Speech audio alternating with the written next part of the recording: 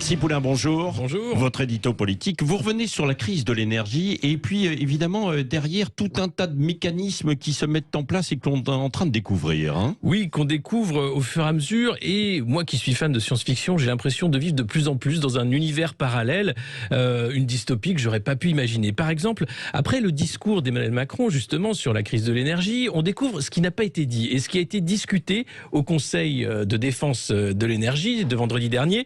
Et c'est dans le Canard enchaîné de ce matin. Il était question, par exemple, sur la table de mettre une police de la température. Alors imaginez des gens qui arrivent chez vous, toc toc toc, police de la température. Quoi, le chauffage est à 20 degrés, on avait dit 19, attention, c'est une amende qui arrive. Non. Alors oui, mais non. En fait, ces informations elles viennent du Canard enchaîné. Le Canard enchaîné, il a jamais dit que il y avait l'hypothèse d'une police des températures qui venait chez le particulier pour vérifier les températures ou je ne sais quoi. Non, non, en fait, il y avait bien l'idée de cette espèce de police des températures, mais c'était à viser sur les entreprises et non les particuliers. Donc déjà, ça change beaucoup de choses.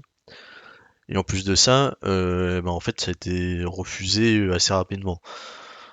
Donc il n'y a pas de quoi en faire non plus tout un fromage, surtout en laissant entendre que le but c'était d'asphyxier les particuliers alors que ça n'a jamais été le cas.